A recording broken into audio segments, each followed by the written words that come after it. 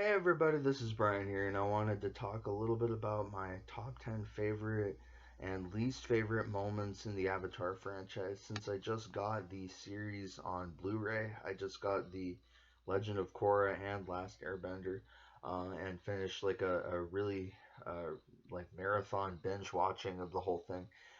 Anyways, but I'd also watched the show when I was a kid, and so that wasn't the first time I'd seen it, and just like trying to absorb uh, all the information like a sponge in a bucket. That's not. I'd seen it before, so this is kind of almost like actually a rewatch for me. But I wanted to specify that like if I didn't already say, this is a top 10 favorite and least favorite pretty much. But I don't mean. I want to clarify what I mean by favorite. I don't mean just like emotionally happy moments like the scene where Aang and Katara kiss, but I mean strong moments too, like that are emotionally, they make you cry and stuff like that. Like scenes where like Katara, not Katara, I mean Korra. I'm sorry, both their names start with a K. Um, uh, where the scene where she gets poisoned by the Red Lotus, the venom of the Red Lotus episode. There was some really, you could really see into her mind, and as she was being tormented by the stuff they gave her, which looked like mercury or platinum or something. I don't know. But anyways, that episode there, the expressions you see on her face and Zahir's mercilessness, it really paints him as a strong villain. And I think that it also calls back a little bit to the episodes like where Azula is starting to slip in season 3 of Avatar. Like when she's talking to her mother in the mirror and stuff like that. Um, you can start to see some introspection, like their pupils dilating or shrinking wildly. You know, but anyways, you can see inside her mind, and they did a really good job of conveying that. And Avatar is one of the best series ever, best franchises ever, and I mean both of them in terms of conveying humanity onto the characters and the villains and the protagonists.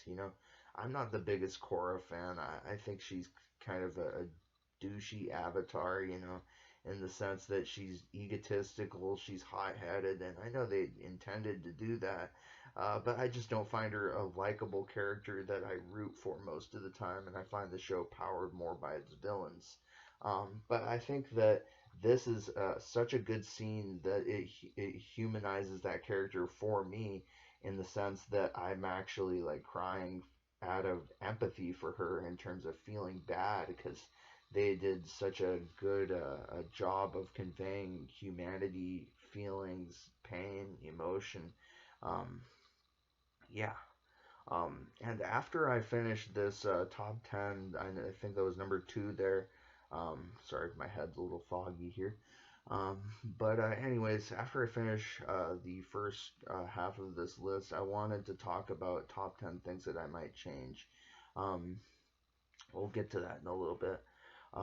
Number 3 on here, I wanted to talk about something I mentioned briefly before, uh, which is uh, which is the part where Azula starts to slip. We see her talking to her mom in the mirror, and she's talking about how fear is the only way to control people, and she's having a conversation with her own hallucination before she throws something at the mirror, basically out of frustration. And that leads up to that conclusion scene with Zuko, that final battle, really, really well. I think it builds the fact that we can see inside her head. She's slipping. And it's usually only in music and in really high grade, um, like the best of the best, like award winning films that actually basically allow you to see inside a character's mindset that vividly, and we can see the fact that, she's like a traumatized teen. But it also humanizes a character who, to this point, has been really ruthless and really, she's intimidated people, lied to them. One scene that people don't mention, which I think that I'm actually going to put at number 4 here, is the scene where not just the part where Azula is going crazy, but also that just this little smaller scene. This is a tiny note, but um, number four, I'm actually going to make on this countdown. The part where Zuko gets burned. That's a really emotional scene, but it also, to me, sets up Azula's ruthlessness and Iroh's humanity. It really builds the entire Fire Nation segment of the cast, if you will. And what I mean by that is the sense that uh, a small note is that Azula's smiling and Iroh's looking away as you hear that horrible uh, uh, Zuko receiving his scar and that Agni Kai versus his father. It's you can really see the level of humanity for the whole family set up. That Zuko's misdirected and a little over egotistical, but that he has a human side and that he has a conscience. But that his sister, um, she's like those people who she's like a sociopath almost. But in the end, where we see her breaking down, you can see I don't know. I wish they'd given a little bit more resolution to the Azula character, and not just like in the comics or in the M Night Shyamalan movie or something. But I wish that they'd actually given some resolution to her. That scene actually was one of the most emotional for me. That final scene where she gets captured by Katara and Ice and actually starts like the part where she's crying. Really, um, I was almost as much because uh, it made me break down emotionally. Just I don't know. And I sound like Katara in the Ember Island Players. That part just makes me feel so much hope. I sound all over emotional.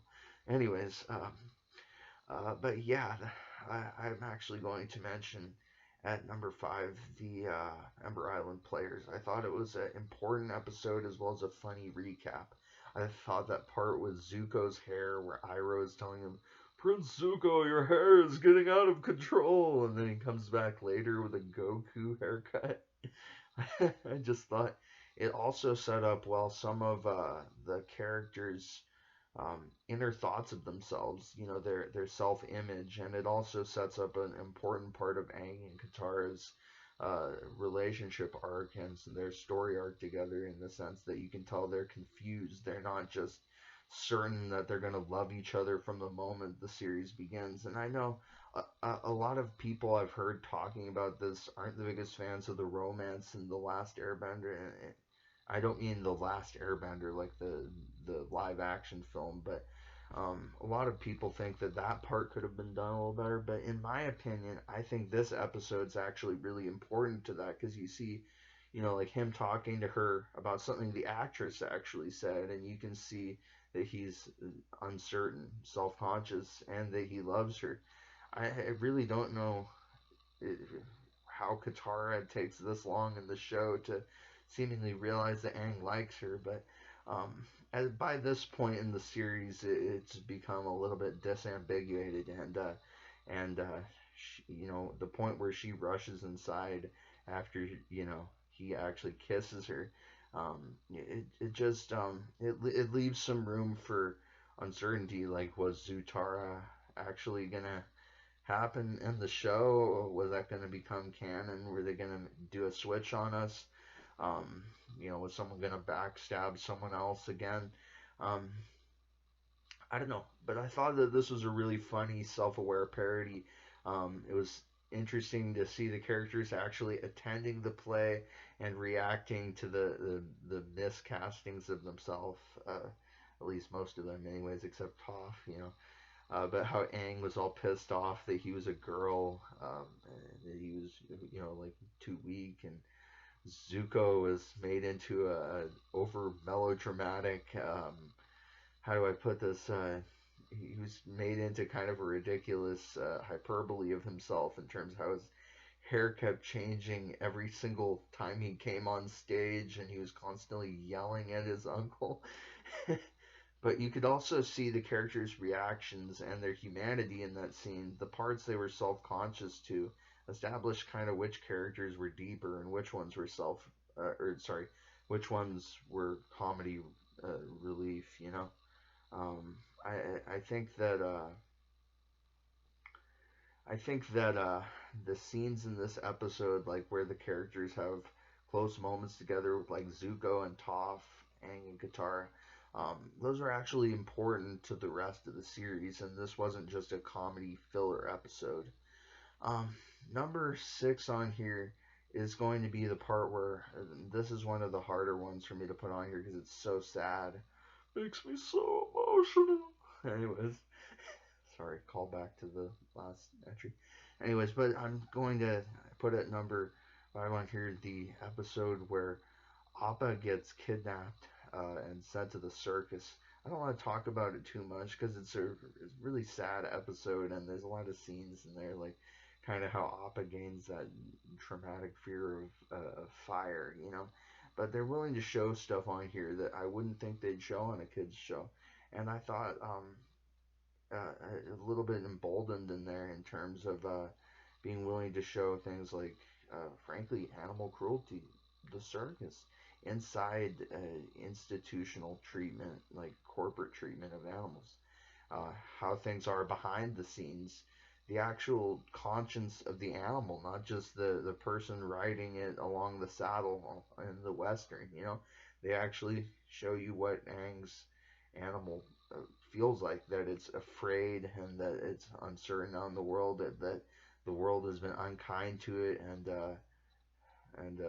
it's defensive and it's scared.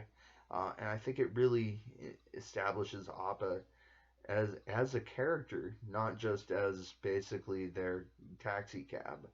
Um, Anyways, number 6 on here, something I wanted to talk about was actually the scene where Zahir uh, gets his ability for flight after he says, you know, like unbound, like basically untie yourself from worldly desires, and he sees Pali uh, die in the attack on the air temple. But but the scene where he falls backwards off a cliff while holding Korra and basically says, you know, like let go, and he learns to fly. That was one of the most, you know, like you know, like I actually was really surprised by that.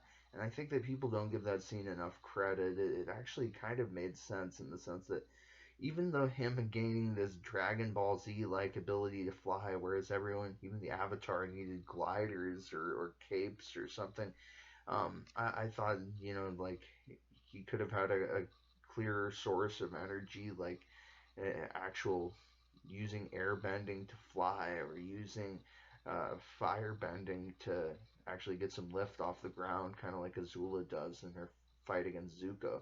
Um, you know how the firebenders occasionally kind of jetpack along there. Um, but I thought that it looked a little bit weird from an animation point because he's basically just levitating around. But I think that people don't give this scene enough credit from a lore point of view, in the sense that a lot of people have gained bending due to the spirit portal being open now, and I thought that that actually made this scene, now that he was untethered and he let go, it made sense from the airbending point of view, in the sense that Zahir was no longer, he was no longer bound. Like he says in the scene, he can slip into the void and become like wind. And I just thought it was a really surprising scene that that actually happened. That, I mean, I knew they weren't gonna just have him and Korra die at the end of the show and just end it on that note. That would be a really horrible, confusing, uncertain, ambiguous ending. Um, but I thought that that was a philosophically interesting um, moment that actually uh, some of the things he says in that not just that episode but that story arc of the whole Red Lotus thing. You know, he actually gets into things like the gurus have said that are parts of, you know, like religious messages, and that might bother some people, that there's a spiritual or a clear good and bad, but um, I like the parts where they humanize Zahir a little bit more too, like having him tell Pali that he loves her, and that made the scene a lot more uh, brutal when, like, because he realizes like his last earthly tether was her, and now that he's seen her die um, in battle, that basically he has nothing left to hold him down, and he can just fly, and it even surprises Tenzin. I don't know. I just think that the animation, like from the lore point of view, like how he, what he says philosophically, I think it makes sense. But I just think they could have. This is a minor complaint, but animated him physically flying better rather than just levitating and then supermaning himself up. Kind of sticking his arm out forward and then just kind of invisible jetpack into the sky kind of thing. It just, I don't know, it just kind of looked ridiculous. I can see why, even though this is one of the more consistent seasons of Korra, people said the animation was slipping a bit in this. By this point, the budget cuts are visible.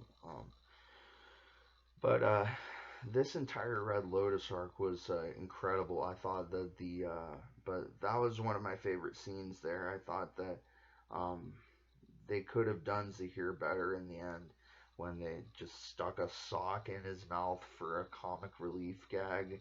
That was so stupid. That would have been like if they'd actually included like the foaming mouth lady, or sorry, foaming mouth dude in the crowd at the Amon rallies in the first season.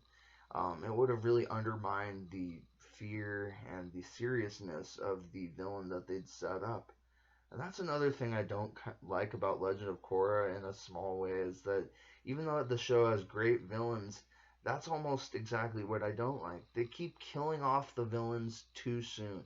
Amon dies in like episode 7 of season 1.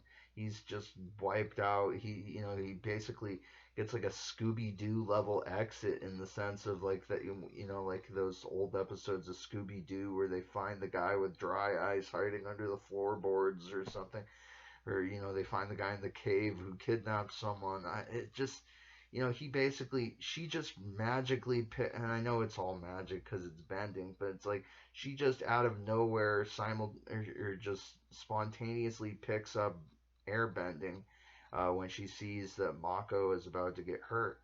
Um, I don't know. I think that the romance in this show, the romance triangles, were horribly done. It was kind of unclear in some episodes which characters were together. Like uh, towards the end, they started making the vibe between Asami and Korra a little bit more clear. But like in the earlier episodes, when we see Mako and Korra get back together, or we see her like reach out and almost sacrifice herself to actually save him when Amon. Not is it Amon? I saw so many episodes of that show binge watching it that if it's like Unalak or something, I'm sorry, but I'm pretty sure it's Amon. Um, about to remove his bending, and she airbends him out the wall, and he basically is just then revealed. All of a sudden, everyone sees he's a waterbender. The Avatar was right.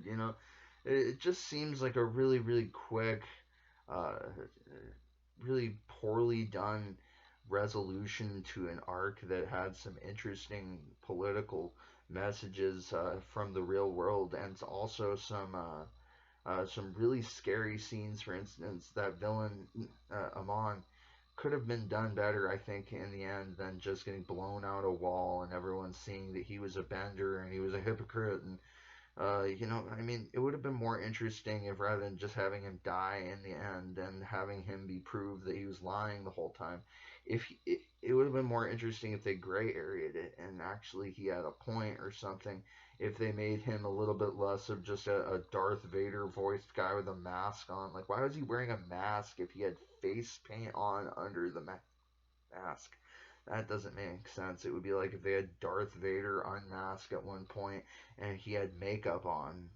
Imagine that. That would look really stupid. But I thought Amon, I don't know. It's the thing about the Legend of Korra for me is that she's constantly getting her ass kicked and needing other people's help, but then she just receives a convenient power up whenever she needs to win at the last minute. And basically, her villains in the series are strong, but then they get basically they deteriorate into a complete. I'm gonna tell you this: if you're not a wrestling fan, here's a wrestling terminology. They turn into complete jobbers in the end when they've been built into serious and scary villains, like that scene where um, that cheating like emo dude from the pro bending circuit, when Amon takes away his bending and then he says, like the guy's like pleading with him to not do it, and or the part where he takes away lightning bolt Zolt's bending. um, there's some really I think the character's established well, but then it just kind of falls over like a domino for Korra when it's convenient, and um, she's not constantly OP, I don't think, but I think that um, in the end they just have her kind of kip up like Shawn Michaels and have a comeback, and she's constantly getting either tortured or flicked along like mountains and getting her ass whipped. She's, I think, a worse avatar than Aang, but I think that the show has strong villains which actually drive the show, and that's one of my favorite things about Legend of Korra, and why I would recommend it to anyone who's looking for a follow-up series to watch to The Last Airbender. I like Last Airbender a lot more, of course, but um, yeah. Um, anyways, it just to me didn't make sense that Amon was completely just, he was basically just turned into a, he basically, Korra kind of gets a power up at the end of every episode. She gets to Hulk up, if you will, and I don't even mean the Avatar state thing. She basically just gets a convenient power up like that astral projection thing against Unavatu. She gets the ability to bend completely easily, even though uh, she's not supposedly a very spiritual person. I don't know. The show just time jumps in the beginning, and I know they said they didn't want to be redundant about the original Avatar, but this one just jumping forward to a point where she can actually already bend and is an adult, I just thought was kind of stupid. And how she just picks up air bending when it's clutch instead of there actually being any development towards it. I know they didn't want to have the avatars learning of the elements be the focus of the series for both parts of the franchise, but I thought that they could have had a little bit more development than her just being throwing a punch and realizing that she could. Man, it seems like everyone just has some moment where they realize they have a secondary vending power. Mako can shoot lightning, and I know that they were gonna originally have a storyline with that, but it got cut. But it just one of the things that I thought was one of the stupidest moments is where Bolin just learns he can lava bend, even though he's an earth bender. It's like, I don't know. It just to me seems like everyone just gets things too easily at the last moment in the Legend of Korra. Anyways, number 6 on here is going to be a really terrible scene in a emotional way, and I mean the scene where Korra gets poisoned by the Red Lotus, and you can actually see introspectively kind of what's on her mind, and how that it's bringing back like traumatic memories and stuff, and they actually have through her having some remnants of PTSD throughout the rest of the show, they actually have this segment actually have a overarching impact, if you will. And even just in the scene where she sees Zahir's face disintegrate into Amon, and then Unalaq, sorry, I just finished binge watching this show for like 4 days straight with hardly any sleep. Um, Anyways, but yeah, this was a really emotional scene, and especially for me because I'm not really a person who likes Korra as a character. It made me cry out of sympathy for her because I felt so bad for her. Even though I think she's kind of a hot-headed douchebag, it's horrible to watch anyone go through that, you know. Um, but yeah, um, number 7 on here is going to be the scene where Azula is starting to slip and is talking to her mother's like she's talking to a hallucination of her mother in the mirror and having basically a conversation with her own psyche. It's one of the best scenes in all of animation in terms of humanizing a villain who to that point had looked like a cruel and malevolent sociopath. You know, like when Zuko is getting burned, she's smiling. She takes advantage of her friends and intimidates them. Um, and she, takes cheap shots at people, like with that lightning bolt shot at Iroh. You know, she shoots him off from and the one towards Katara when Zuko has to sacrifice himself. You know, in that climactic part. um, but anyways, this part where she's breaking down and actually crying and stuff, it humanizes Azula as a character in the sense that I wish we'd seen more of, like what happened to her after the series beyond just the comic books. But it really made me feel for her too, in the sense that, um, I, to this point, like I said, she really looked like just a complete mad woman, just like she had no humanity. But then you start to see that she's actually more like a damaged kid who grew up uh, with well, it seems like she has some mental issues in terms of like she might have like schizophrenia or bipolarity or something, but it seems like she also has a lot of traumatic scars from how sadistic Fire Lord Ozai was as her father, and perhaps that's why, you know, in the end when she's crying there after Katara captures her in ice, it just it's one of the most, in a weird, sad way. It's one of the most beautiful resolutions in the whole series because I think that you get to see Azula as not just like the harmonic convergence Unavatu type villain. You get to see her as an actual person, and kind of like you see Zuko develop. And it's nice that this show really humanizes its villains. It's part of the reason that it's easier to um, do gray area things in this show. It's easier to tug at people's emotions. Um, it's part of the reason why I think even the scenes where the villains are dying or um, they're actually kind of the semi-protagonist, at least for that episode, kind of like Zuko alone, for instance. It's the reason that we're able to root for those characters too, because we see, um, kind of like Aang says in the original series, that everyone's capable of great evil or great good, and not based on what nation they're from. It undoes some of that kind of genocidal, almost eugenicist rhetoric that the Fire Nation is talking about, like taking over the entire world megalomaniacally, and just, um, I don't know.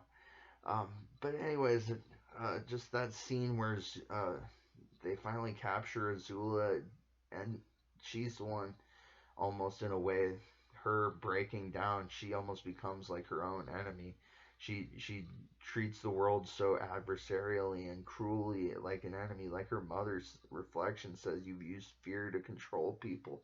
And when you see that, in a way, she kind of almost defeats herself, it's a really introspective and deep, really dark, and also really sad scene. I don't want to seem like I'm smiling and clapping to this, but it's a really well done animation. We can see inside her mind, not just in that scene where she's crying at the end, but also at that scene where um, she's starting to slip on her own, where she cuts her hair. and her eyes start to change. That's a really good way that they conveyed that. Her eyes start to look a little bit, like more tired and thinner. I mean, her pupils, they start to look smaller. But anyways, uh, number 7 on this list is going to be um, it's going to be the scene where Katara blood bends Hama, but she's kind of forced to actually. Um, Hama is a bloodbender who's been kidnapping people in the village recently, and she tries to teach Katara bloodbending during the full moon, which she developed from like a Fire Nation prison cell. But it's interesting how you see how Hama became a monster in a sense. She kind of lost her consciousness in her sense of in her desire to gain revenge, almost. Um, but what I was trying to say is the scene where she actually has to bloodbend Katara, or Katara has to bloodbend her. Sorry, reverse. Um, but yeah, because Aang and uh, Sokka are about to kill each other because she's controlling them. They do the animations really well. The scenes where she's kind of, her motions are like a puppet master as she's controlling them. It really conveys the dark tabooness of bloodbending, but it also it sets it up in terms of how the other styles are very fluid or kind of jerky for the most part. She's kind of moving her arms along like in a swaying motion, and it's very marionette-like. Um, Anyways, but the scene where she turns around and she gives this horrible like speech on like enforcing your will. It's just it just kind of um, a little creepy, but fits to it really fits the scene of them both beneath the full moon and her only really getting Katara to use the ability of bloodbending out of situational desperation, basically to stop her friends from killing each other. But I thought the animations in this scene were really well done too. I thought that they made the water bending variation of bloodbending actually look like its own style compared to the smoothness of some of the other martial arts based forms. Like she really looks like a dark puppet master, like that Fire Nation prisoner in the cave says about her. I thought they could have had a little bit better of an ending to this episode than her, as she's being led off to prison. It just seems like kind of a generic, cheap, cliche ending.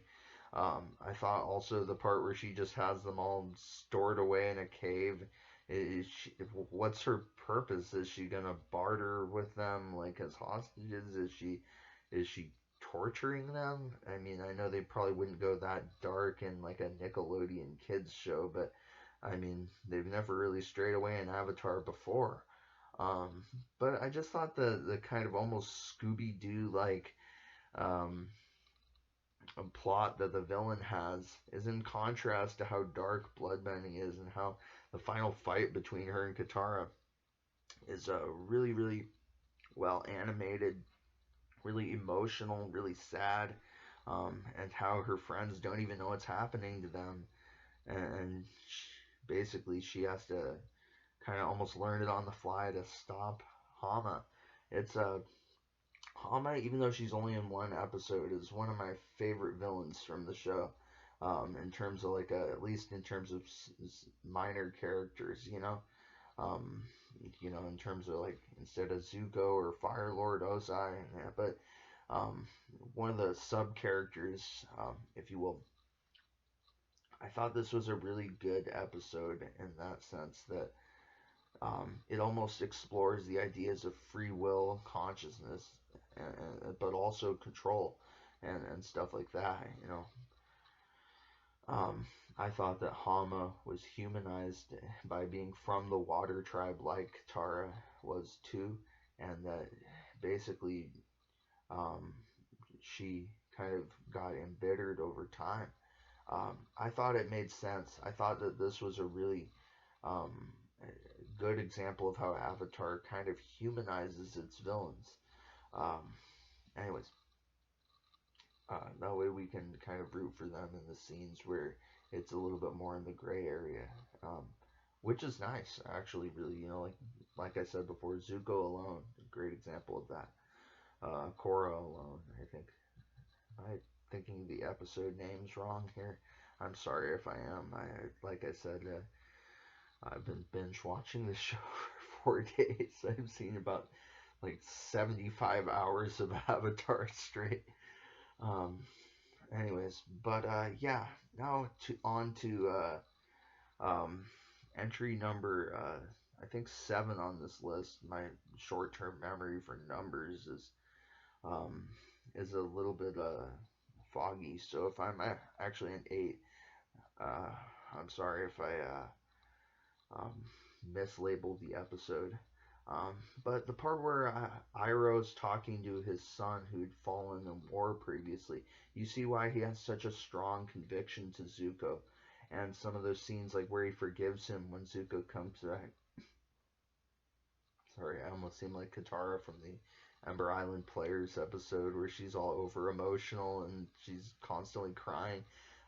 But that scene where Zuko comes back crying to Iroh in the prison cell and says that he thought he'd never forgive him, and he was sorry. I actually really love this show. That's why I wanted to do this video in such a full length sense. But yeah, that you really see why Iroh has such a strong conviction to Zuko, and you also see the just it's because he sees him almost as like a second son since his first one died, and when you see him sitting on the hill and singing to um, and they dedicate the scene to his fallen voice actor Mako, who died, I think, in uh, during the second season of Avatar. Um, you know, it was just a really, really. I think that made me cry more than anything in animation or in film.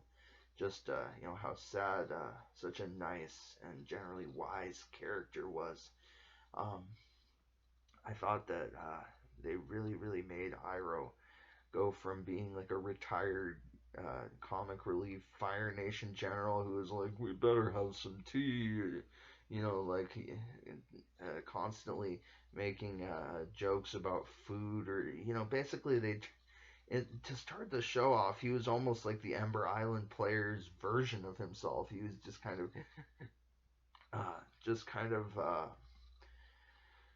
um, a less serious or consistent version of himself. I guess you'd say, like in the Ember Island Players, they made him do a fat idiot who was constantly talking about food, and his advice wasn't as good as it would later become. But by The Legend of Korra, when he returned in the spirit world, which is another thing I really love about Legend of Korra, is the spirit world was expanded upon, and we see some old characters like Iroh and Admiral Zhao, and he thinks he's gone insane. He thinks he's Zhao the Conqueror. One thing I think they could have done in Legend of Korra, I'm gonna put this. Um, I'm not gonna do that. 10 things they could have done differently list. I think this has been enough intermingled, emotionally ambiguous kind of things that we can just kind of stuff those two things in the same drawer, if you will.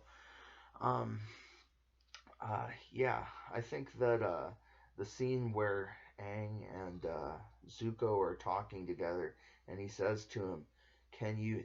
This is another one of my favorite scenes. I'm gonna put it number 8. Um, it's where he says, "Do you think if we lived in another time that we could have been friends?" And then that Zuko pretty much turns on him in anger and shoots a fire blast right at him.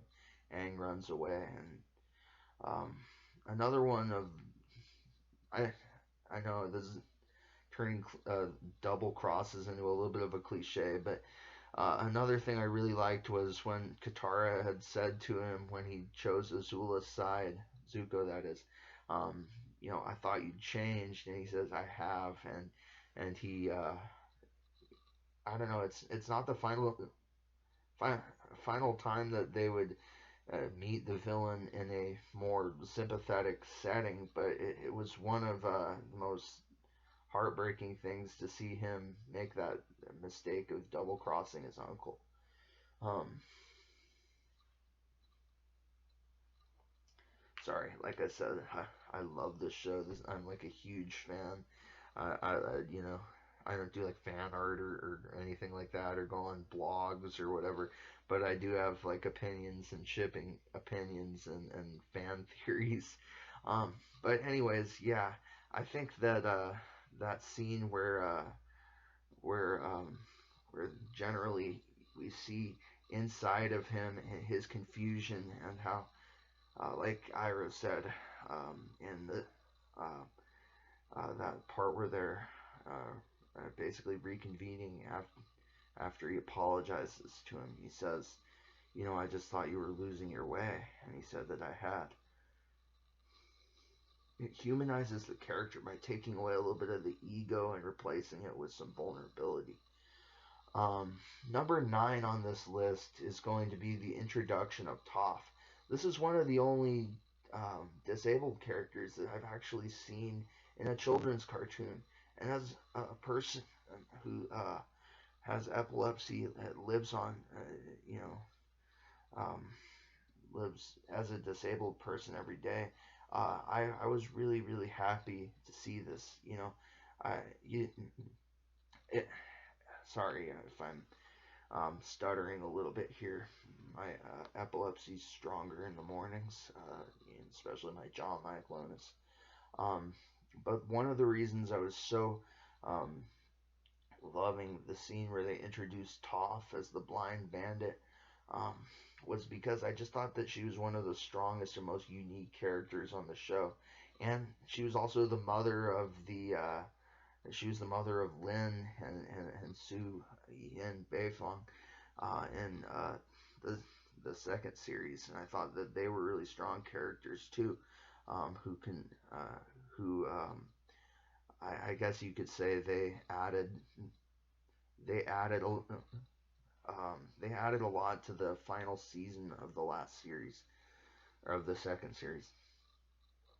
But I thought that Toph was a really interesting character because people talk about Korrasami breaking ground, but really this was an underspoken element of the original series that they actually added a disabled little girl to the main cast, and that she was a tomboy, and that she was the one who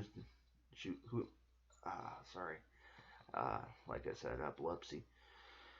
She was the one who taught Aang earthbending, and she wasn't just a typical Mary Sue. She wasn't just a little girl who, um, basically, because she was sheltered, she turned into a little bit more of a tomboy. She turned against what they were teaching her, which was to be weak and to have everyone do everything for her because she was blind.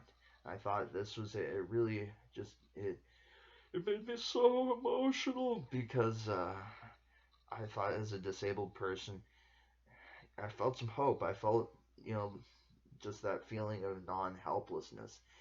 And I appreciate that from them. Them making a blind character. It also added a lot to the show. Toph would later come back in Korra. The one thing I thought in terms of what they did with Toph that I didn't like, um, was actually when they made her like a 6 foot tall cop in samurai gear, but somehow when she goes back to the swamp, she's like 3 feet tall again. I just don't understand why. I mean, I could understand if they wanted to make her grow since she's like 12 when we see her the first time in Last Airbender. But I just don't understand why, if they're gonna make her grow into Pali practically, I don't understand why they have her shrink back down. And I think that the way they animated her callback appearance guest appearance. She looks a little bit like Hama from that episode I mentioned earlier with the bloodbending. Um, anyways, yeah. Uh, one of my favorite scenes, also in terms of it humanizing Zuko, is the scene where this is another scene actually featuring Toph from Last Airbender. Um, this is the scene uh, where Zuko, out of surprise, accidentally burns Toph's feet, and she runs off thinking he did it on purpose because she can't see now. Since if you've watched the show, you know that Toph sees through her feet almost in like a sonar-like manner, kind of like a dolphin, but through the vibrations and instead of just the sound. You know, that's how she's able to handle all those Earthbenders at once and dodge their attacks and stuff. Um, but I thought this was a great moment in terms of not only humanizing Zuko, since he's had so many turns back and forth, since he's such an uncertain character. You know, he takes Azula's side, and then, you know, I thought you changed, and I'm sorry, Uncle Iroh. And it's just, I feel it after a while like I'm watching uh, some sort of you know, like daytime soap, almost, in the sense of, you know, like, I'm your father's brother's uncle's boyfriend, and now I'm stabbing you in the back. But this was a really good scene in terms of humanizing Zuko before he joined the gang, and him showing remorse, not just being like a cruel Fire Nation soldier.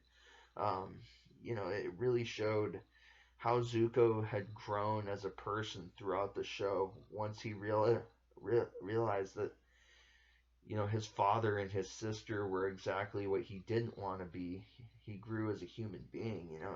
You kind of saw that Zuko that had become cold and repressed and hurt and angry since the Agni Kai with his father, where he received the scar. You know, you see that Zuko has a conscience, and that he's not just that you know, melodramatic, angry, egotistical teenager that we see at the beginning of the show, where I don't need any Jasmine root tea, you know, and he's looking through his telescope. And I know he was originally intended to be a character that was not like a main character, but I think that he's out of the protagonists, he's probably the best character in The Last Airbender. In Avatar: The Last Airbender, I don't mean the M. Night Shyamalan movie. Um, but yeah, those are my top 10 scenes in Avatar.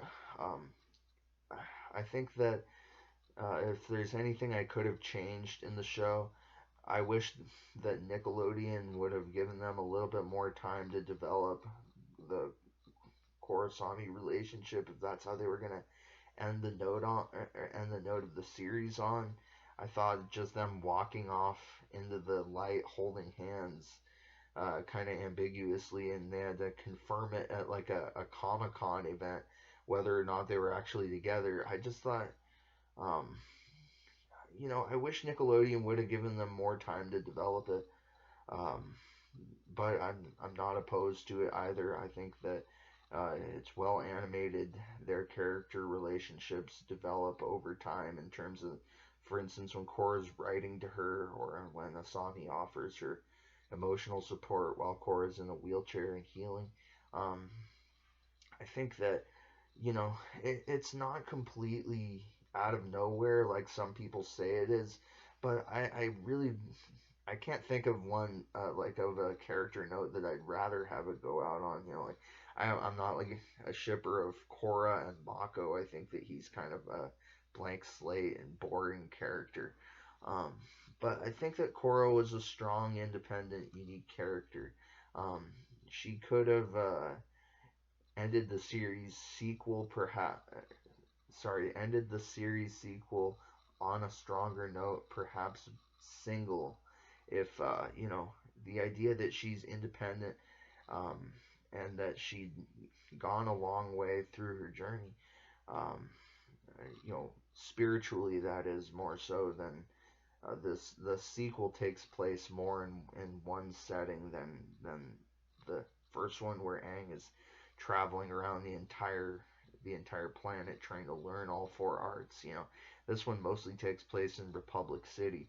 Um, but yeah, I really think that if there's one thing I could change, it would be that they could have built this relationship a little bit more. I wish they had the time and the space from Nickelodeon. I'm glad that they were able to do it at all, but I feel like it was a little weak in the end. I'm not saying I wish that she would have ended up with another one of the main cast, because I think that actually Avatar: The Last Airbender had a way better supporting cast, Sokka and Katara, instead of Asami, who's practically as blank as Mako. And there's a few sympathetic moments with her, but I think that she's kind of almost got the depth of a supporting character, but she's just brought back every episode because it's a little bit fan servicey. They think she's uh, that she's hot and that people will like her. She was a popular character among the fans. I don't know. I just don't think this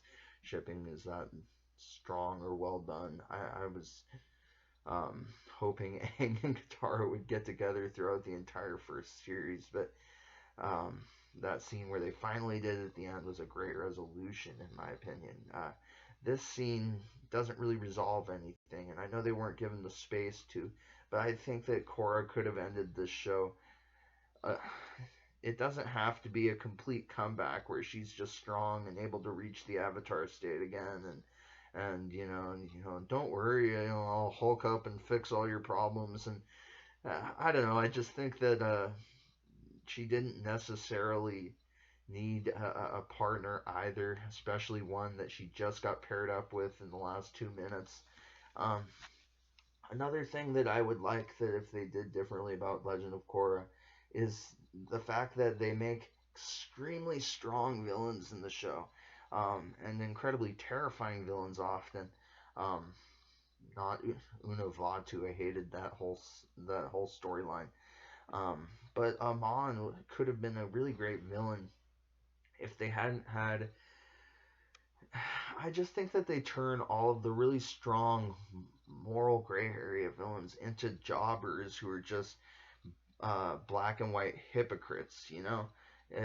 She she just spontaneously learns airbending and blasts Amon through a wall. He water bends in front of everyone, and they just realize he was lying.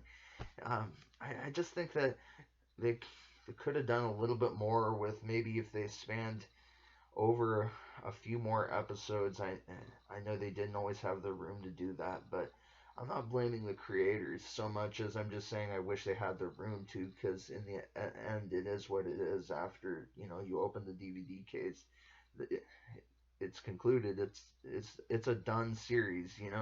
Um, there's some crappy name dropping spin-offs like the Shyamalan thing, and all the others that have come off to take advantage of the franchise's popularity. But really, it's just Korra and Avatar for me. All the other stuff is kind of like a cover band that comes back after someone in the main thing dies. Like if John Lennon and Paul McCartney both died in the Beatles, and they had just a Ringo Starr version of the Beatles.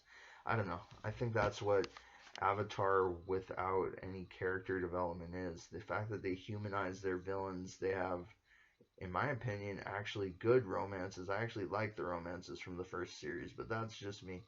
I thought that also the fact that they actually show you inside a character's psyche, and I don't just mean in the original Last Airbender, but also in scenes in Korra, like the parts where she's dealing with PTSD, or she has past flashbacks of the villains that were in the earlier part of the show, like Amon and Unalaq, and even the dark spirit from the spirit world that's fighting Rava. Is he Batu or Vatu? Anyways, I I didn't have the subtitles on when I was listening to that, so I'm sorry if I got his name wrong. But I thought that this show had really strong villains. I wish they had more time and didn't just get killed off at the end of the season. Amon could have been a great villain if he wasn't just revealed to be a black and white hypocrite who was lying to everyone, and then he ran off, and then he just dies when when when he is in that scene where he's like, "We'll start a new life," and then his brother says, "Just like the good old days," and then they both die, and I just thought, wow, it's a really really, though it's unambiguous, it's kind of it kills off a strong character that was really terrifying for me. The part where he nearly kills that minor character guy, Lightning Bolt Zolt, and the part where he takes away that emo pro bender dude's skills. Those are really emotional scenes where you actually feel like when he's all like weak, and then he's punching the air and he says like, "What did you do to me?" It's just it's a it's another example of how Avatar humanizes its villains, and it comes up with reasons why you can feel for anyone in the show. And in the end, I guess Aang is right that anyone is capable of good things or bad things depending on not just the circumstances and strength of their character and morals, but the decisions they make when when things are pressing. Um, I just wish that they had given us a little bit more time with uh, uh, most of the villains in Legend of Korra, especially Zahir and Amon. I thought those were two of the most interesting ones. I thought Kuvira was a weak and one-dimensional villain. I thought Unalaq, just how he happened to be Amon's brother and Yakon's son. I don't know. I mean, if they wanted to do that whole secret family thing, they could have done something more with the bloodbending. I mean, the the reveal of that being all psychic and him just being able to pick him up, and he basically has the Force now. Um, I don't know. I just thought that they could have, rather than just another example of what I mean is like when Zahir finally almost takes over the Air Temple and nearly kills Tenzin in that scene where Tenzin's getting the shit beaten out of him by the Red Lotus. Um, just I think they could have done that character some more good. They built him up to be a really strong villain, and I that's something I really like about Legend of Korra. I'm not a complete hater of it. I'm not totally biased towards the other series, though I do like it better. I would say that just things are underdeveloped. For instance, Bolin could be a character in the Ember Island Players. Asami is really, really one dimensional. Uh, Mako, he's just brooding. He could be a Twilight character. I think that it has really weak supporting characters in this show, and they introduced too many characters in an effort to kind of cover up for the storylines that have been abandoned or left kind of as split ends almost, to use a hair metaphor. Almost, it just seems like I wish they'd given us some more times with the villains in Legend of Korra because they were really the things that drove the show. The philosophically motivated, interesting villains. Even that scene where Toph is talking about how one of them wanted freedom and the other one wanted equality, and that it was the means they went to which in the end made it wrong. I thought that was an interesting point, and again with the I keep saying humanizing the villains. It made even those crazy guys look like in the end like that kind of Hitler was a painter type thing. That in the end any of them perhaps could have been good people if they'd taken a different path and not gone to such lengths and not become so overzealous and really have no respect of life. I'll finish this video here, but I wanted to say that I love both these series, and if there's anything about Korra I would just change, it's just that it's a little underdeveloped in certain places. But I think it takes on some really dark topics. It shows us some introspection we don't normally see in a cartoon, especially a Nickelodeon cartoon. Um, I think there's too many time jumps there, but this isn't meant to be a full review. Uh, I, I think that probably Last Airbender is the best animation ever. at least animated TV series. And Legend of Korra is kind of a B plus follow up, but it's still a great series. I wish that they didn't take away the villain at the end of every season and just have him die conveniently. Have Korra get her ass whipped through the whole season and then suddenly just get a power up at the right moment and win. Just it's kind of like hulking up, you know. It's just I thought that they could have done better with such a strong independent character constantly needing someone else's help or needing an OP power up like a giant astral projection for a kaiju battle. Um, I don't know. That was another thing. Just the whole Kovira in season 4, I really didn't like the whole how they stole all the mechs from Godzilla and had that giant spirit cannon thing. Um, they could have done more with the fact that she was harvesting the spirit vines, how the spirits were angry at humanity for abusing their power and their dominion over the earth, kind of like how in the library part in the original series he says that I'm burying my library so no human will ever abuse the knowledge in it again. And you can kind of see why he was so angry with them because they lied to him in the pursuit of good. I mean, no one is really wrong in this show for the most part. I mean, there's black and white villains like Fire Lord Ozai and when we first meet her Azula, but they all become humanized in the end. When he says, "What did you do to me?" and he's like punching the air, if even Fire Lord Ozai at the end, you kind of see some helplessness. I just the vulnerability humanizes the characters to me. Anyways, but if there's one thing that I could do differently in this show, it would be that the villains in Korra die off too fast, and I like the philosophical motivations that they have. Not the theories are stupid, obviously, but the ideas that the villains aren't just wah ha ha ha, like season 2 they are, but just all one dimensional. The fact that the Red Lotus is actually they actually have causes. You know what I mean? Philosophically motivated causes, and it actually makes sense to feel for the characters. Like the scene where Zahir sees Pali die and he unlocks flight. He unbounds his earthly tethers, but it just shows you some depth in the characters. I wish that there wasn't those moments like where just someone just suddenly learns to lava bend, or all of a sudden, um, I don't know. There's not too many episodes in the original series I don't like, but I just wanted to make a full list of some of my favorite and least favorite moments, some of the things I changed from the show.